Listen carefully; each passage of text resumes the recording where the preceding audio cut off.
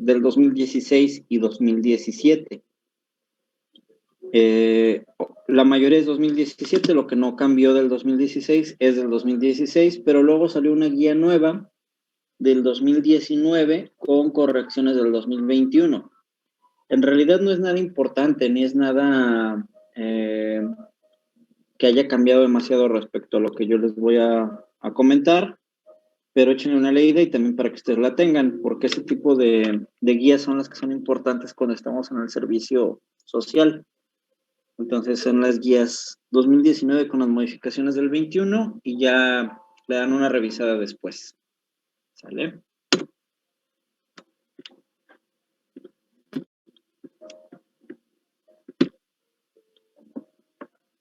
Bueno, vamos a ver este tema también porque habíamos quedado que terminábamos lo de infecto el miércoles. Ay, perdón, lo de tuberculosis el miércoles. Y que hoy seguíamos con lo de asma, que es de preescolar y preescolar. No sé si el miércoles lo van a dar festivo. Ya ven lo que pasó el sábado. El sábado no hubo clases, bueno, yo no tengo con ustedes, pero con el grupo que sí tengo, cancelaron que porque llegó una circular de rectoría donde decían que tenía que ser descanso obligatorio. El miércoles es 5 de mayo, habitualmente es un día festivo para las escuelas de nivel básico, medio, superior y superior. No sé si lo vayan a dar festivo. Si así fuera, el jueves veríamos infecto en lugar de ver preescolar. Hasta el momento no hay circular. Qué bueno, Ana Paula, porque yo creo que con tanto que ha pasado de las vacunas y todo eso, todavía echarle los festivos es mucho. Pero bueno, pronto vamos empezando con este tema. Si no hubiera clase el miércoles por algún motivo, yo les aviso para que el jueves veamos lo de infecto. Y si no, el miércoles vemos lo de infecto y esta clase que yo creo que nos va a tomar unas 2 sesiones, la vemos la mitad hoy y la mitad del jueves. Bueno, todos sabemos la importancia del asma. Yo no creo en las apreciaciones o estimaciones que se dan en México. La Organización Mundial de la Salud estima que hay 300 millones de pacientes asmáticos alrededor del mundo. Sin embargo, es una enfermedad que se encuentra infradiagnosticada. Entonces, pudiera haber mucha gente asmática que no sabe que es asmática. En México, dicen que el 7% de la población, o sea, alrededor de casi 9 millones de personas, son asmáticos, ¿sí? Sin embargo, si nosotros preguntamos, ¿quién de ustedes es asmático?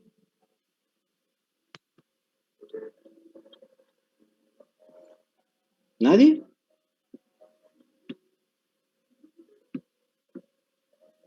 Vanessa. Ok. Solo Vanessa. Bueno, habitualmente cuando estamos en clases presenciales, yo les pregunto cuántos de ustedes son asmáticos y aquí somos 45 personas. De los 45, habitualmente somos unos 8 o 9 asmáticos. 8 o 9. ¿Sí? Entonces, el 10% de 45 son 4.5. El 20% de 45 son 9. Y ellos nos dicen, las estadísticas nos dicen que el 7% de la población es asmática. Entonces sería un número mucho más bajito. Aquí parece que solo Vanessa y yo. Entonces a lo mejor aquí sí se cumple, ¿verdad? El valor estadístico que nos mencionan. Pero créanme que casi en cualquier lado en donde platicamos de asma, no nos da ese 7%, nos da un número mucho más elevado. Cuando les pregunto que si hay alguien asmático en su familia, entonces, pues tenemos una noción todavía más importante del infradiagnóstico que hay.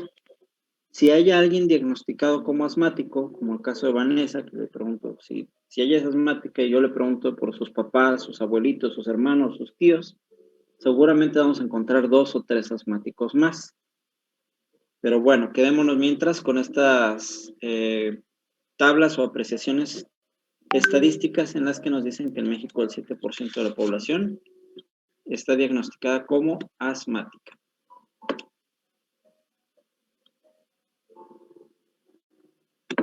El asma es una enfermedad heterogénea de inflamación crónica de las vías aéreas, en la cual están involucrados eosinófilos, mastocitos y linfocitos T. Clínicamente podemos identificar sibilancias respiratorias, dificultad respiratoria, sensación de opresión torácica, tos crónica y limitación del flujo aéreo. Aquí hay 2 o 3 situaciones que tendríamos que entender. Vamos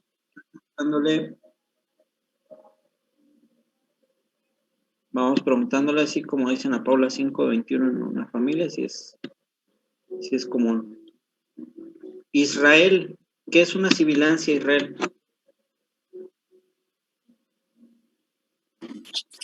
Pues es como un silbido, ¿no? ¿Un silbido? ¿De quién?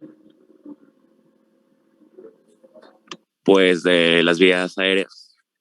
¿Cómo? ¿Por qué se produce? Creo que es producido como pues hay como un estrechamiento y eso lo produce. Ok. ¿Solo el asma te puede dar sibilancias?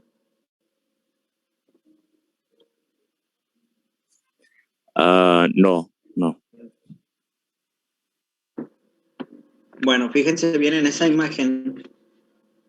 Está muy chiquita, pero vean esta imagen que tenemos aquí, donde nos están dibujando la tráquea, los 2 bronquios principales, y luego los bronquiolos, y luego los bronquiolos terminales. Y dentro de esos bronquios y de esos bronquiolos, nosotros vamos a tener la luz de esa vía aérea por donde pasa, valga la redundancia, el aire. ¿Sí? Entonces nosotros aquí tenemos, cada que inspiramos, pasa el aire por la tráquea, llega hacia los bronquios principales, pasa a los bronquiolos y luego a los bronquiolos terminales y por último llega a los alvéolos en donde se realiza el intercambio de oxígeno. Si yo soy un paciente con fibrosis quística que no puedo remover el moco, estos bronquiolos terminales se pueden llenar de moco. Si yo soy un paciente que tiene neumonía, estos bronquiolos terminales se pueden llenar de bacterias, de macrófagos, de plaquetas y de detritus. Y si yo soy un paciente asmático, entonces esto se puede inflamar por acción de eosinófilos, mastocitos y linfocitos T. Entonces, la luz, el calibre de ese tubo, de esa vía, va a disminuir. Cuando yo cierro un orificio por donde pasa el aire, y yo lo cierro y lo cierro y lo cierro, va a producir un sonido al paso del aire a través de él. Hay 2 ejemplos muy sencillos, vamos a tomar el más superior de ellos. Si yo saco el aire por la boca, que es un esfínter que puedo mover a voluntad, si yo saco el aire por la boca sin apretarlo, sin disminuir su calibre, no ocurre sonido. O es un sonido muy leve, imperceptible. Si yo vuelvo a hacer la misma maniobra, pero disminuyo el calibre de ese esfínter, si trato de juntar los labios y aplico más presión para poder vencer la resistencia de ese esfínter disminuido de calibre, entonces voy a hacer un sonidito. ¿Sí? Yo puedo aprender a silbar, yo puedo aprender a chiflar a voluntad. ¿Cómo lo hago? Disminuyendo el calibre de ese orificio y aumentando la presión. Y todavía creando irregularidades con la lengua. Bueno, lo mismo ocurre acá en la vía aérea. Cuando ustedes auscultan a un paciente, esto es lo difícil de las clases en línea, porque idealmente ahorita tendríamos que estar con nuestro estetoscopio, escuchando a nuestro compañero. Nos daríamos cuenta que cuando escuchamos a alguno de nuestros compañeros, cada que inspira, el ruido es característico. En cambio, si nos llegamos a topar en el salón, que muchas veces les decía por eso que es más frecuente de lo que queremos, nos topamos con compañeros que sibilan. Entonces los auscultas y se escucha la inspiración bien, porque al momento de inspirar tú metes suficiente presión como para romper esa inflamación, cuando estamos en una inflamación leve o moderada. Entonces, inspira el paciente y se ausculta. Pero cuando sale, auscultamos. Por eso se llaman sibilancias. Casi siempre el asma, las sibilancias son expiratorias. ¿Sí? Entonces, inspira y hace un ruido normal, expira y se escucha una pequeña sibilancia. Esa es la principal característica de la crisis asmática. Cuando se auscultan sibilancias expiratorias. Segunda característica, esa limitación del flujo aéreo expiratorio, esa limitación al sacar el aire, ocasiona, a ver, vamos a preguntarles, a ver si me van siguiendo. Jonathan, si yo inspiro con mucha fuerza, si yo inspiro con suficiente presión, pero al momento de expirar, lo hago con menor presión o con menor fuerza, ¿qué crees que pase?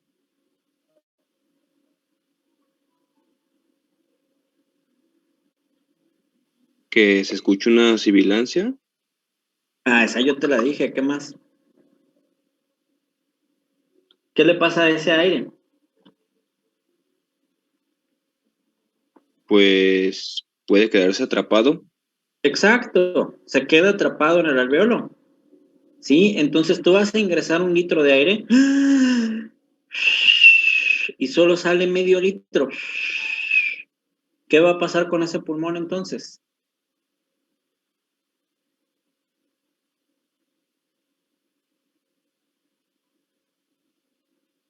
Pues va a estar todavía insuflado, ¿no? Ok, entonces se va a hiperinsuflar. Y a la siguiente vez que tú inspires, va a caber menos aire y se va a quedar atrapado. Y la siguiente vez que tú inspires, va a caber menos aire y se va a quedar atrapado. Entonces, eso te explica 2 cosas. Ya habíamos dicho que si a ese paciente, habíamos dicho en tuberculosis y en otras clases, habíamos dicho que si a ese paciente yo le pido una radiografía, voy a observar datos de atrapamiento aéreo. Entonces voy a observar herniación del parénquima pulmonar, voy a observar una radiolucidez más importante que en otros pacientes, rectificación de los arcos costales, aplanamiento de los hemidiafragmas. O sea, estoy observando a un paciente con atrapamiento aéreo. ¿Por qué? Porque inspira con potencia, pero como está inflamado, la expiración no es suficiente para romper esta resistencia y el aire se queda atrapado aquí. Eso es lo que me va a ocasionar. 1. Y 2, tú mismo, ¿cómo crees que puedo hacer yo presión para que ese aire que se quedó atrapado salga?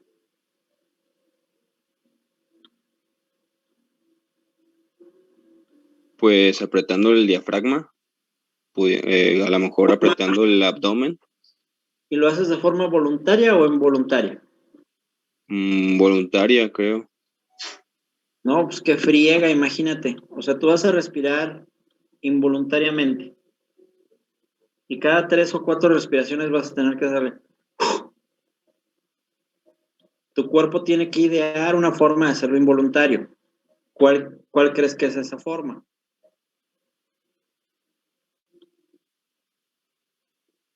Te voy a decir, respiran normal, respiran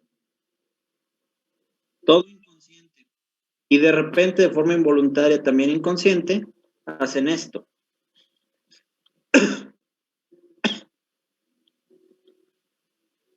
Y siguen respirando normal. Pasa 1 minuto, medio minuto, 3 minutos y otra vez. ¿Qué está haciendo? Aumentar la presión expiratoria, aumentar la fuerza de la expiración. ¿Cómo? A través de un reflejo tusígeno. Entonces, los asmáticos tosen. La gente asmática sibila. Es importante que ustedes entiendan este círculo, porque entonces te vas dando cuenta que va por partes. Primero, se inflama la vía aérea. Ya que se inflamó la vía aérea, empiezan a sibilar porque el aire no sale. Ya que están sibilando porque el aire no sale, se agrega la tos para aumentar la potencia de la exhalación. Cuando la tos ya no es suficiente, está dejando de entrar aire porque hay aire ahí atrapado. El paciente ya no puede jalar cantidad suficiente de aire porque hay aire atrapado sin oxígeno y entonces comienza con dificultad para respirar. Y ya lo vemos respirando acelerado, jalando aire, con dificultad.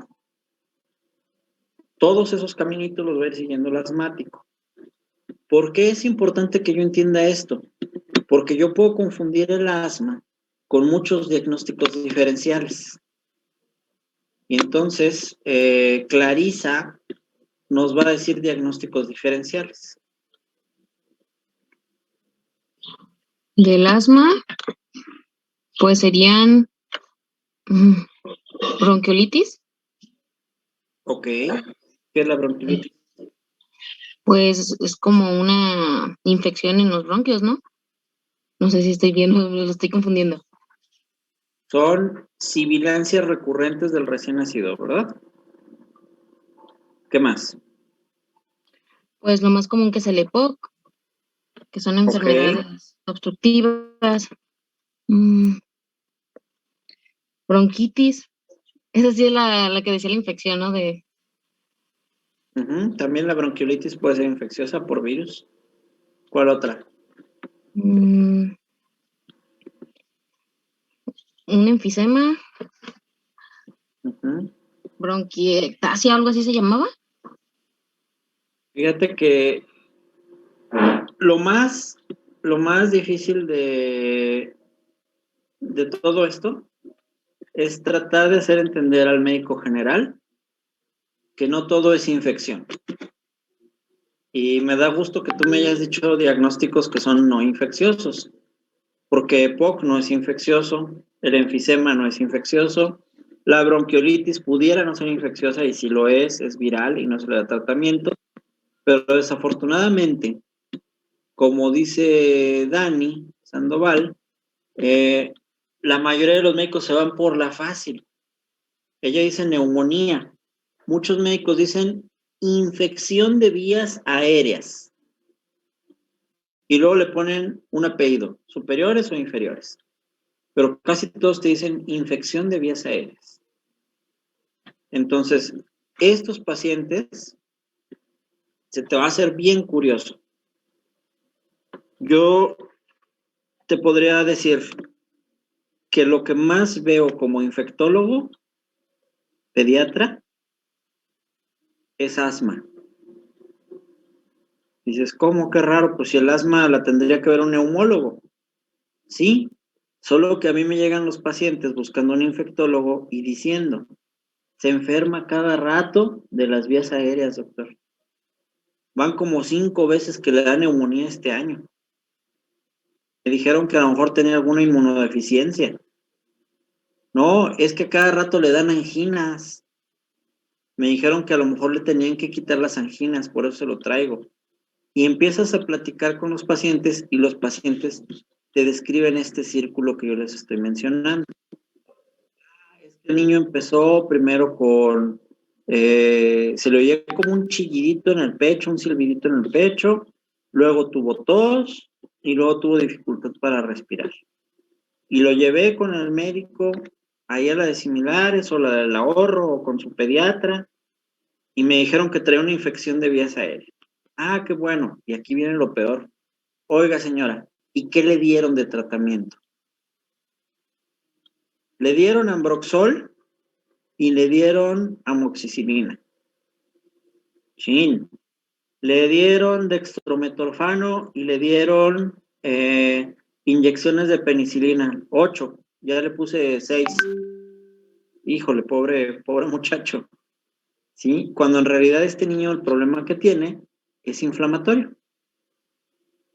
Entonces, apréndanse esta parte y apréndanse que no todas las sibilancias, no toda la tos y no toda la dificultad respiratoria es de origen infeccioso. Al contrario, pocas veces es de origen infeccioso.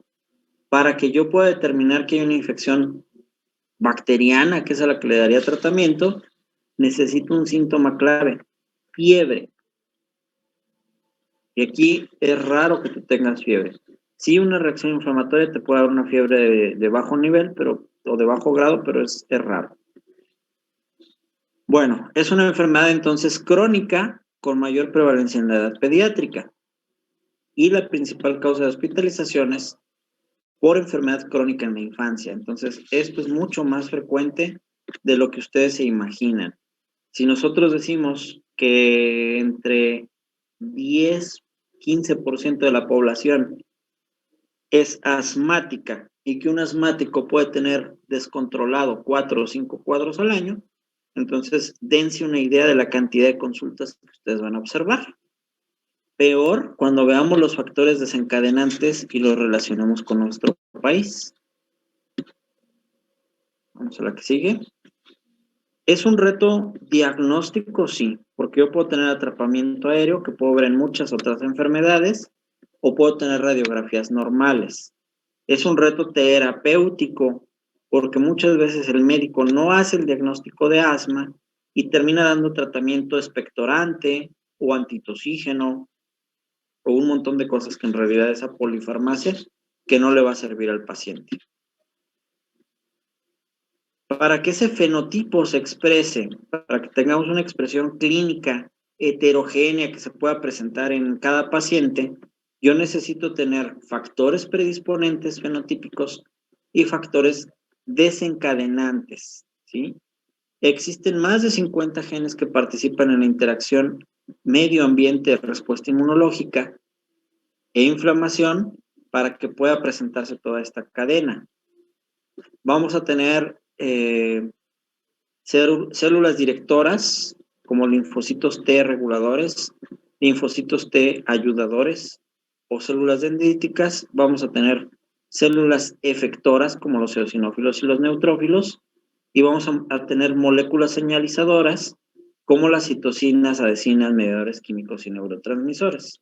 Entonces, yo necesito todos estos, necesito la acción de los linfocitos, de los eosinófilos, de los neutrófilos y de las citocinas para que esa expresión fenotípica que ya viene con ese genotipo que me predispuso se exprese. Y todo esto se va a dar gracias a factores desencadenantes. ¿Cuáles son esos factores desencadenantes? Principalmente alergenos y contaminantes. Pero también podemos tener infecciones, irritantes, cambios de temperatura, ejercicio y emociones. Y aquí les puedo dar un sinnúmero de ejemplos de diferentes personas que tienen diferente tipo de reacciones.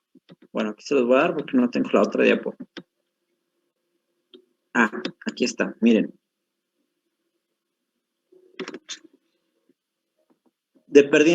Bueno, ya haciendo el mecanismo fisiopatogénico para el desarrollo de un fenotipo, habría que saber qué tipo de endotipo tenemos nosotros.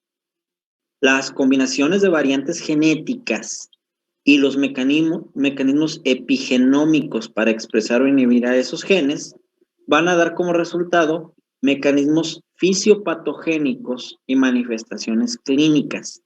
Es decir, podemos saber aquí 2 o 3 tipos de asmáticos. Ahorita les voy a contar mi historia y Vanessa nos va a contar la de ella. Y nos vamos a dar cuenta qué tipo de asmáticos somos. Vanessa, vamos a comparar tú y yo. ¿Desde cuándo eres asmática? Desde que tengo 10 años, creo. Ok, fíjate que a mí me diagnosticaron a los 30 años. Entonces, yo creo que tú tienes un asma de inicio temprano y yo tengo un asma de inicio tardío. ¿Cómo te diagnosticaron? ¿Cómo fue la historia de tu asma, si es que te acuerdas? Bueno, es que en realidad es un poco más larga porque pues yo en realidad iba al médico por otras razones. Ajá. Yo tengo púrpura de henna, entonces Ok. pues en una hospitalización me puse muy mal y no pude respirar. Y pues ya se dieron cuenta los médicos. Ok, entonces tu púrpura es un proceso inmunológico. Sí, Correcto, entonces tú tienes tú tienes asma de inicio temprano y probablemente con alteraciones genotípicas que obedecen a una base inmunológica. ¿Con qué se te desencadena el asma? ¿Qué es lo que hace que te exacerbes? el polvo, cuando ejercicio, pues otros químicos. Normalmente cuando estoy trapeando, a veces el mismo químico, el POE, Ujú. hace que se me cierre también. Correcto, entonces también tienes una base alérgica, ¿verdad? Uh-huh. Sí, entonces tienes una asma de inicio temprano con un componente inmunológico y alergénico. Bueno, mi historia es muy diferente a la tuya. Tu historia parece que va más ligada hacia los eosinófilos y la tuya parece ser un asma eosinofílica y la mía aparentemente va más ligada a los neutrófilos. A mí me ocurrió algo muy curioso. Yo me infecté, ¿no? Entonces estaba más joven, porque ya me acordé, yo me enfermé de influenza A H1N1 cuando la pandemia de 2009. Yo era residente de infectología, era R1 de infecto. Me enfermo de influenza, paso el problema de gravedad de la enfermedad, que me puse muy mal, y después de haber tenido ese cuadro infeccioso, cada que yo me acercaba a un aire acondicionado o a un clima frío, presentaba tos. Hasta que termino con un neumólogo que me dijo, probablemente seas asmático, pero punto, hasta ahí. Como buen mexicano, yo dije, no creo que tenga nada. Buen mexicano, buen médico, dije, no creo que sea eso, no creo que tenga nada. Va a ser que quedé todavía sensible por el problema de la influenza y lo que voy a hacer es no acercarme al aire acondicionado. Punto. Y hasta ahí llegué. Pero yo ya desde ahí estoy viendo un componente neutrofílico secundario a un proceso infeccioso. A lo mejor alérgico, sí, al exponerme probablemente al polvo o cualquier cosa de ese aire. Bueno, pasan los meses, pasan los días, pasan los años, y varios años después, ya después de haber terminado yo mi especialidad y después de haber laborado como médico operativo, me dan una jefatura y me voy de jefe de infectología ahí en el centro médico.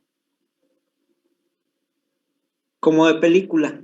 Yo llego a la jefatura, llevaba un día de jefe y llega la supervisión de nivel central de la Ciudad de México. El órgano interno de control, que cuando ustedes trabajan sabrán qué son esas cosas, pero uno les tiene miedo. Entonces me empiezan a pedir papeles y gráficas y situaciones de cómo funciona el servicio de 5 años atrás a la fecha. Y no, pues júntate todo. Y empiezo ahí a buscar en la computadora, y empiezo a buscar por todos lados. Y de repente a media tarde empiezo a tener broncoespasmo. Y broncoespasmo, y broncoespasmo, y broncoespasmo. Chin. Pues termino en urgencias, nebulizándome con salbutamol, con budesonide, con corticosteroides inyectados. Estaban a punto de pasarme sulfato de magnesio y yo con un broncoespasmo severo. Me preguntan, ¿usted es asmático? Pues sí. Ya me habían dicho, pero no creí, pero creo que sí soy asmático. Ok, ¿qué me desencadenó ahí toda esa reacción? Pues aparentemente el estrés. El estrés. Y todavía duré varios meses que tuve yo problemas en los cuales tenía que utilizar mis inhaladores, hasta que otro neumólogo me dijo, tú tienes un asma con componente adrenérgico.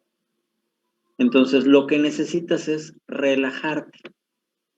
Necesitas romper ese círculo vicioso de estrés para que todos estos medicamentos que te están dando puedan tener algún efecto. Si tú continúas estresándote, si tú no tienes una barrera que rompa esto, no vas a controlar la crisis asmática. Bueno, pues para mí fue muy sencillo. Yo me fui al fútbol y todo eso, me relajé, pasó. Pero hay gente que incluso llega a requerir el uso de ansiolíticos. Hay gente que incluso necesita tomar medicamento ansiolítico para tratar de eliminar.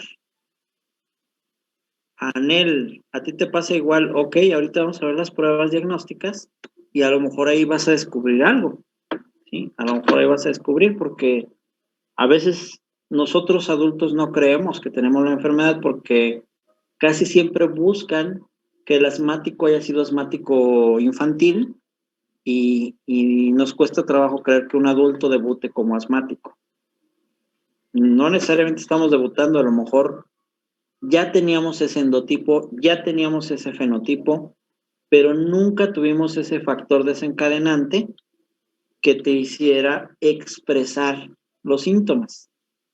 De niño, pues no te estresas, no te expones, a lo mejor no te tocó exposición a enfermedades graves y apenas lo va uno demostrando de adulto. Ah, bueno, si tuviste asma infantil, entonces sí eres asmática. Ahorita vemos las pruebas, pero sí es más probable, ¿eh? Yo no, yo debuté ya grande. Bueno, entonces, ¿qué pasó aquí? Ok, entonces vamos a clasificar estas crisis asmáticas así, de inicio temprano o de inicio tardío. Alérgica o no alérgica, casi todas son alérgicas, y eosinofílica o neutrofílica, y la mayoría son eosinofílicas. ¿Puede haber combinaciones? Sí. ¿Puede haber asmas alérgicas que sean eosinofílicas y neutrofílicas? Sí. Ahí está, clasificación del asma por fenotipos. Inicio temprano, antecedentes personas patológicos e historia heredofamiliar positivos para atopia, lo clasificamos como asma alérgica. Y entonces, a mí en lo particular, me vienen a la memoria un montón de cosas. Y aquí cuando ves esta tablita, cuando yo vi esta tablita hace algunos años, yo dije, pues yo no tuve inicio temprano, pero ahora que lo pienso, mi papá es alérgico a un montón de cosas. A la penicilina, a ciertos medicamentos, a los perfumes baratos, a los jabones. Hay varios jabones que le ocasionan dermatitis. Ok. Entonces sí tengo componentes de atopia en la familia. Luego, asma no alérgica, dice, algunos adultos con asma, eosinofílica, neutrofílica o pausigranulocítica con respuesta regular a corticosteroides. Caray, yo también tengo pobre respuesta a corticosteroides. Entonces, probablemente yo tenga una combinación de estas dos y es factible, puede pasar. Asma de inicio tardío, casi siempre se da en las mujeres, tiene pobre respuesta a corticosteroides inhalados. Asma con limitación fija al flujo de aire, no reversible después de ser asmático. Asma con obesidad, síntomas muy aparentes, pero sin eosinofilia. Personas que incrementan mucho su masa corporal y que empiezan a tener esos mismos síntomas. Bueno, eso es en cuanto a fenotipos. Después de eso, la guía GINA nos da otra clasificación de acuerdo a la gravedad o a la frecuencia de los síntomas. Y ellos nos dicen asma leve, asma moderado o asma grave. Y para cada uno de esos escenarios del asma, leve, moderado o grave, nos dice qué tipo de tratamiento debemos de darles. Si es el paso 1, el paso 2, el paso 3, el 4 o el 5. Que vamos a ver ahorita con calma. Bueno.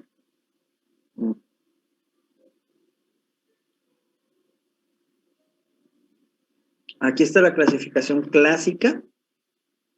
Dice, cuando yo tengo síntomas, exacerbaciones, efectos secundarios o una función pulmonar alterada, hay que revisar la respuesta, ¿sí? La respuesta de ese paciente, volver a hacer esa evaluación, en donde ya habíamos hecho un diagnóstico, donde ya habíamos visto síntomas y factores de riesgo, donde habíamos enseñado al paciente a tener una técnica de inhalación y cumplimiento terapéutico, medicación antiasmática y tratamiento para riesgos modificables. Si a pesar de esto continúa con síntomas, tengo que repetir este círculo de pasos las veces que sea necesario. Bueno, ¿cómo voy a elegir el tratamiento de control preferido? Dependiendo del tipo de asmático que seas. Si estás leve, moderado o grave, vas a escoger el paso 1, el 2, el 3, el 4 o el 5.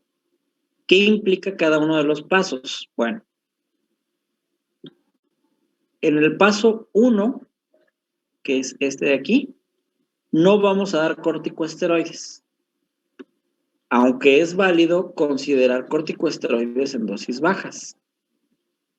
Vamos a dar tratamiento únicamente sintomático, agonistas de acción corta, ¿sí? Acostúmbrense a esos dos términos, SABA y LABA. SABA son broncodilatadores de acción corta, son agonistas beta 2, como el salbutamol y la terbutalina. Habitualmente en México usamos salbutamol, ¿sí? Son broncodilatadores de acción corta, son anticolinérgicos. Entonces, paso 1, no corticosteroides o corticosteroides inhalados en dosis bajas y agonistas beta 2 de acción corta, SABA, según las necesidades. Paso 2, corticosteroides inhalados en dosis bajas. Válido pensar en antagonistas de los receptores de leucotrienos, como el Montelukast o incluso la teofilina, válido pensarlos, pero habitualmente no se utilizan. Y tratamiento sintomático todavía con SABA. En el paso 3, corticosteroides en dosis bajas, acompañados de beta agonistas o broncodilatadores de acción larga. Entonces aquí yo ya estoy dando, en el paso 3, ya estoy dando corticosteroides con LABA. Y también es válido dar corticosteroides en dosis intermedias o considerar ya también tratamiento, por ejemplo, con teofilina, ¿sí? Además de los inhibidores de antileucotrienos, que van a encontrar ustedes abreviados como LTRA, ELTRA. Y se va a dar SABA, según las necesidades, con corticoides en dosis bajas, como el formoterol.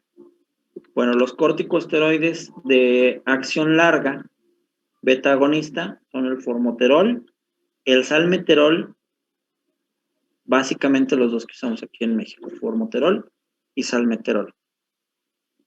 Paso 4, corticosteroides en dosis intermedias o altas, acompañados de LABA, formoterol o salmeterol. Aquí podemos adicionar ya tiotropio o corticosteroides en dosis altas. Y vamos a seguir dando SABA con corticosteroides en dosis bajas. Para los síntomas, ¿eh? No se les olvide que esto de arriba es el tratamiento de control y lo de abajo es el tratamiento de sintomático. ¿A qué me refiero con eso? Bueno, yo podría estar controlado. Yo podría decir, no, yo ya ni parezco asmático, yo me doy mis disparos en la mañana, yo estoy en un paso 3, yo me doy mi corticosteroide de dosis baja con mi beta agonista de acción prolongada. Entonces yo estoy tomando fluticasona con salmeterol. Un disparo en la mañana y estoy controlado siempre. Pero resulta que de repente ayer tuve un día de mucho estrés, un paciente cayó en paro, casi caigo en paro yo ahí al lado de él, de los nervios, del estrés. Entonces, todo eso me desencadenó una crisis y yo llegué a la casa tosiendo. Ah, bueno, entonces yo ya no voy a hacer el tratamiento de elección, sino que me voy a ir al tratamiento sintomático. Y como ya voy en paso 3, me voy a administrar salbutamol acompañado de un corticosteroide en dosis baja, que en este caso puede ser el formoterol. Entonces me puedo poner salbutamol con formoterol.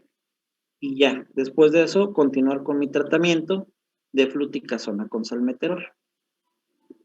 Y por último, el paso 5 dice derivación para tratamiento complementario. Es decir, pacientes que tengo que manejar hospitalizados. Por ejemplo, puedo utilizar tiotropio con amilizumab, ¿sí?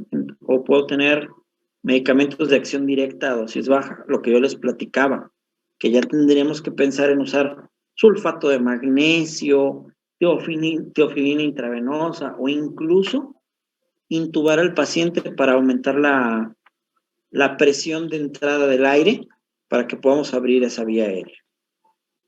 Esto lo vamos a volver a ver ahorita en unas diapositivas más adelante, pero es para que ustedes vayan teniendo una noción de que la elección del tratamiento va en dos sentidos.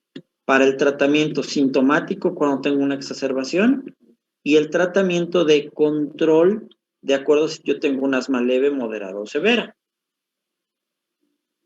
¿Dudas hasta aquí?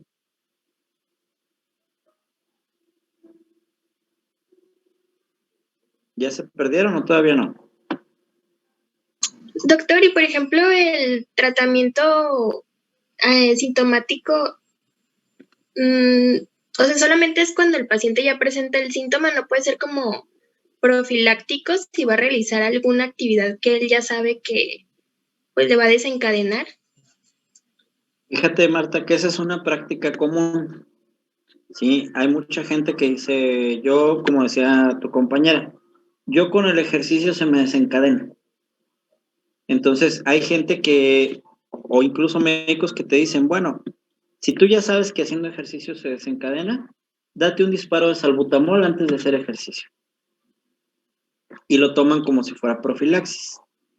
Pero si cada que haces ejercicio te da la crisis asmática, entonces tú no estás controlado. Entonces habría que ver en qué paso estás, porque probablemente necesitas más bien dar un pasito para adelante. Ejemplo, Vanessa, ¿qué tomas tú para tu asma? Salbutamol, doctor. ¿Solo salbutamol? Sí. ¿Diario o cuando te da exacerbación? No, solo en crisis. Solo en crisis. Entonces tú estarías en el paso 1. No tienes tratamiento inhalado y únicamente tienes tratamiento sintomático con un accionista de acción corta según tus necesidades. Pero si tú cada que haces ejercicio tienes crisis, habría que analizar la probabilidad de que te brinques ya al paso 2, en donde tú vas a estar inhalando corticosteroides a dosis bajas, ¿sí? Durante un tiempo, vamos a decir, todos los días vas a estar inhalando corticosteroide de acción baja, para saber si con eso puedes hacer ejercicio sin necesidad de ponerte el salbutamol. No sé Sí, si de hecho, perdón. Sí, dime. Bueno, con ciertos ejercicios es que sí me dan los ataques de crisis, los ataques de asma. Uh-huh. Y un doctor me dijo que podía intentar con la natación y que pues con eso iban a bajar las crisis, pero la verdad es que hubo un tiempo que sí me senté muy ahogada y ya con el tiempo pues sí mejoré, pero con otros ejercicios sí tengo que estarme poniendo el salbutamol. Bueno, entonces ese es el ejemplo de lo que preguntaba Marta. Tú puedes decir, yo voy a nadar, pero cada que nado me da crisis. Déjame un disparo de salbutamol antes de nadar. Pero no es lo correcto. Lo correcto sería que tú brincaras al paso 2, que utilizaras un corticosteroide en dosis baja durante todos los días, para que cuando vayas a nadar no tengas esa crisis asmática. Es decir, que te permita llevar tu vida lo más normal posible. Eso sería lo correcto. ¿Alguna Ok. otra? Ok, gracias. Bueno, ahora viene otra cosa. Que sepamos utilizar el medicamento. Y con los niños va a ser un problema, ¿no? Los niños, a diferencia del adulto, bueno, al adulto a lo mejor está más fácil, porque al adulto le puedes decir que va a agitar el frasquito de salbutamol. Tienes que agitarlo antes de ponértelo, lo agitas muy bien, lo destapas, te lo colocas en la boca y exhalas lo más que puedas. Es decir, agarras aire y luego exhalas.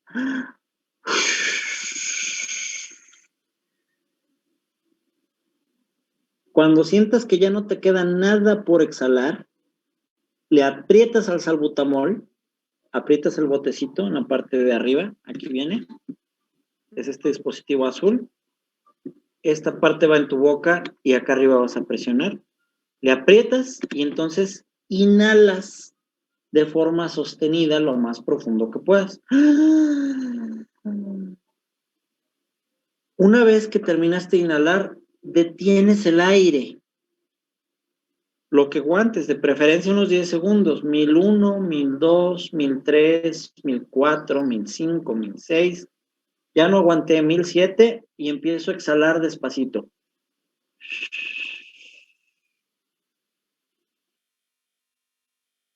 Esa es la forma correcta de administrarse un medicamento inhalado. Pero ¿qué creen? El niño no puede. ¿Y qué creen? El viejito tampoco. Tú pones a hacer eso a un niño de 3 años, no te va a entender. Un niño de 5 años le va a dar risa. Un niño de 4 años te lo va a aventar y va a empezar a gritar, no, no, no, no, no. Y un viejito de 80 años, de 79 años, de 85 años, tampoco va a poder. Entonces, para eso se inventaron unos dispositivos como este amarillo que está aquí, ¿sí? Que se llama mascarilla espaciadora, pero que todo el mundo coloquialmente y por la marca comercial les decimos aerochamber. Entonces, a esta cosa que le llamamos aerochamber, facilita que puedan inhalar los pacientes que no pueden hacer esa inspiración tan sostenida, ¿sí? Es una mascarilla semirrígida, esta parte de donde estoy señalando para a donde empieza lo amarillo, esto es rígido, y lo que está pegado a la cara del niño es flexible, de tal forma que no lastima, se acogina y se adhiere perfectamente a la cara del niño. La siguiente parte es un tubo amarillo o un tubo con bordes amarillos y transparente aquí, que es rígido, con una boquilla de entrada para diferentes tipos de dispositivos, que va a ser semirrígida. Entonces, yo hago el mismo procedimiento, agito mi salbutamol o mi formoterol o lo que vaya a administrar, pero lo coloco aquí en la cámara espaciadora. Le pego la cámara espaciadora al niño y yo disparo. Y todo ese humo va a salir aquí. Y al niño le permito que respire de forma normal. No necesita inhalar, que respire normal durante 12 segundos. Entonces, se enseñan a respirar dentro de la cámara espaciadora y van inhalando poco a poco ese salbutamol o ese medicamento. Después de 12 segundos, ya, lo retiro. Dos cosas importantes. La primera, que la mascarilla sea del tamaño del niño. Entonces, hay mascarillas de tamaños diferentes de acuerdo a rostros diferentes. Hay infantiles, hay pediátricas, hay para niños y adolescentes, hay para adultos y hay para adultos mayores. Y van cambiando de color. ¿Sí? Esta es una infantil y es amarillita, la pediátrica es como de este anaranjado de acá, la de adulto es azul, la de adulto mayor es roja, entonces tienen tamaños. Eso es importante. Y 2, cada que yo vaya a dar un disparo, tengo que repetir toda la maniobra, porque a veces nosotros dejamos 2 disparos cada 8 horas. Entonces la mamá agita el medicamento, lo inserta en la cámara espaciadora y le presiona 2 veces. Chu, chu. Cuenta 12 y se lo quita. Eso es incorrecto. Tendría que hacer un disparo, chu, contar 12, retiro, vuelvo a agitar, vuelvo a pegar, vuelvo a colocar, disparo, chu, vuelvo a contar a 12 y luego retiro. Digo, parece tonto que se los esté mencionando, pero es el error más frecuente por el cual el medicamento no funciona. La causa más frecuente por la cual un medicamento inhalado no está funcionando es porque no lo sabemos administrar. Existen adultos que le digo, oye, ¿cuántos salbutamol te pones? No, ya a veces hasta 5 disparos, doc.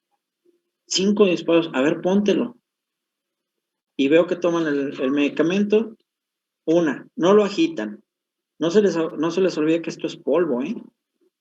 Entonces, ese polvito hay que agitarlo para que en realidad forme esa película que está flotando y pueda yo en realidad absorberlo. Si no lo agito, como es polvo, va a salir una cantidad mínima. Entonces, no lo agitan, 1. Y 2, se lo ponen en la boca y sin exhalar ni nada, y hacen una aspiración como si fuera un toque de cigarro. O sea, le disparan y no, espérate, o sea, con eso ni refresco jalas de un popote. No, es una inspiración épica. Es una inspiración en la cual tú sacas todo el aire y luego jalas como si en eso te fuera la vida. Por eso muchas veces entonces el tratamiento no funciona. O porque a los niños les hacemos nuestras mexicanadas.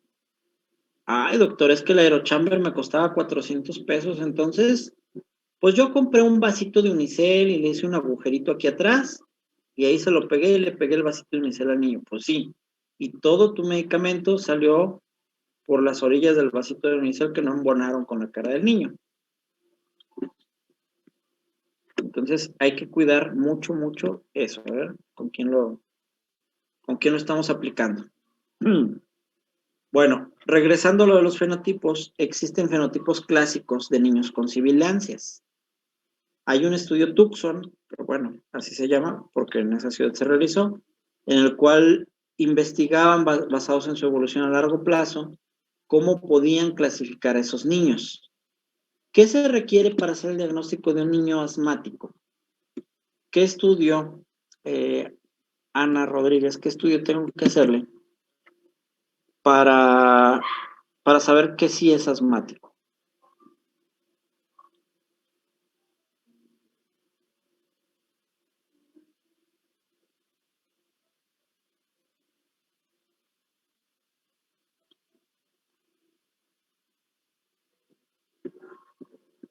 Perdón, maestro, ¿me podría repetir la pregunta? Es que me está trabando el internet.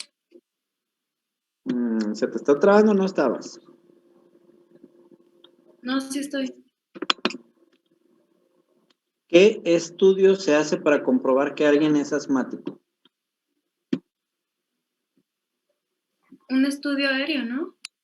¿Cuál? La espirometría. Ok, bien. Tenemos que hacer una espirometría. ¿Cómo es una espirometría, Ana? Bueno, no recuerdo bien el procedimiento, pero la persona tenía que aspirar cierto como sustancia o algo así. Y a partir de la aspiración o de la cantidad de la aspiración que realizaba, pues era si presentaba o no lo que era asma o efisema. Ok, ¿cómo le haría yo con un niño?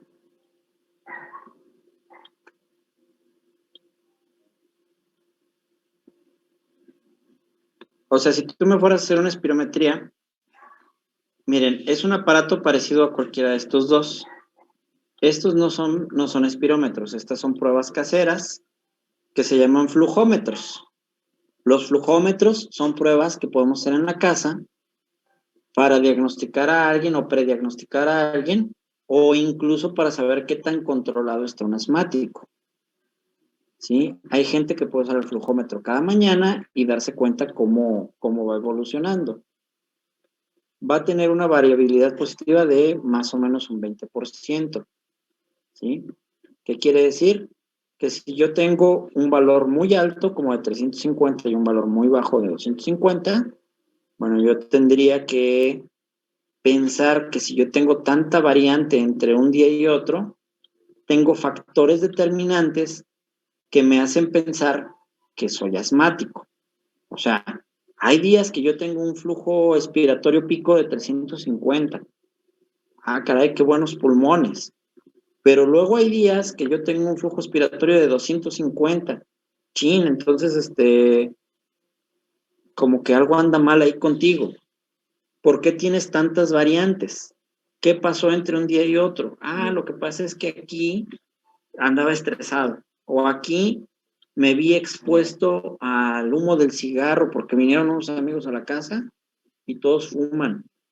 O aquí fui al zoológico de Guadalajara y cada que voy al zoológico de Guadalajara me pongo así. Entonces, este flujómetro me orienta a pensar que yo puedo tener esa enfermedad. ¿Cómo se realiza la prueba del flujómetro?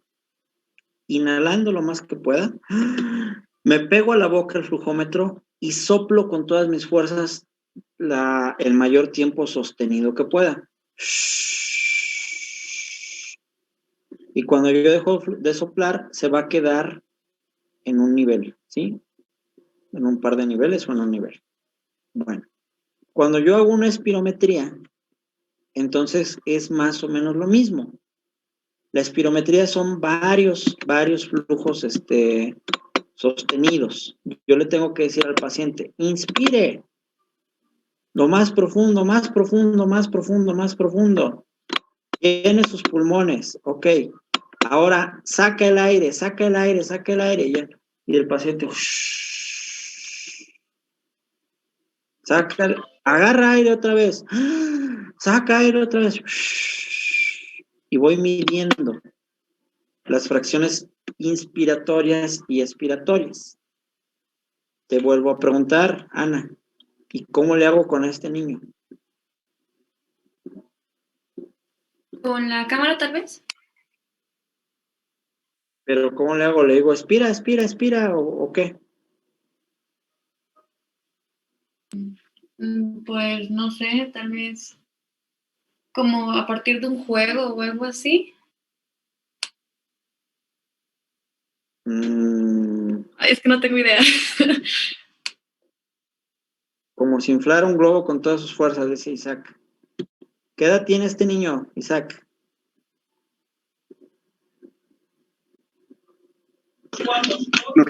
Una edad en particular. ¿Mande?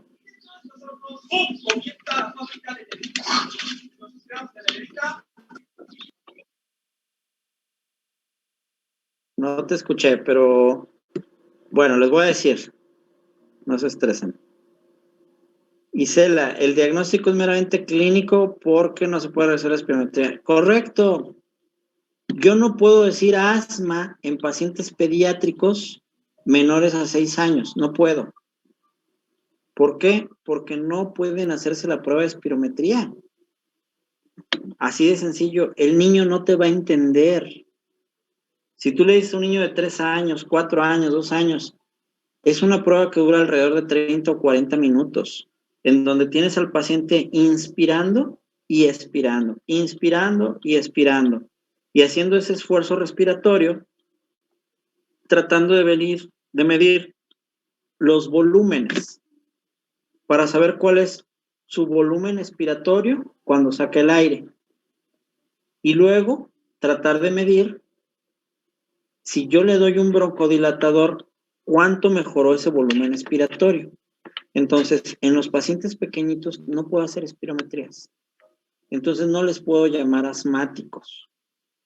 Tengo que buscar otro nombre. Y esos nombres han ido cambiando. Algunos les dicen sibilancias persistentes del paciente pediátrico.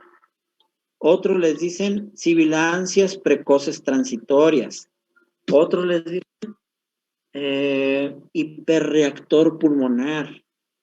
Otros dicen eso está mal, hay que llamarle hiperreactor bronquial.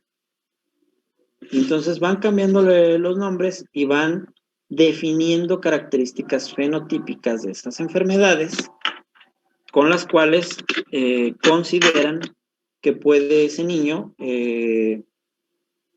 cumplir con esos criterios. Por ejemplo, aquí dice, sibilancias precoces transitorias. Comienzan antes del 1er año y desaparecen a los 3 años. IgE o pruebas cutáneas negativas. No hay rasgos ni antecedentes atópicos. Chin. Fíjense bien, este es el caso que los puede desconcertar, ¿eh?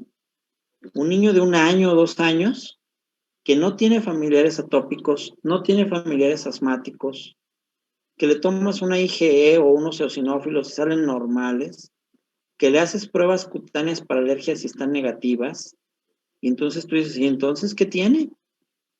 Bueno, son niños que nacen con función pulmonar disminuida y persisten con esos valores bajos hasta los 10 años.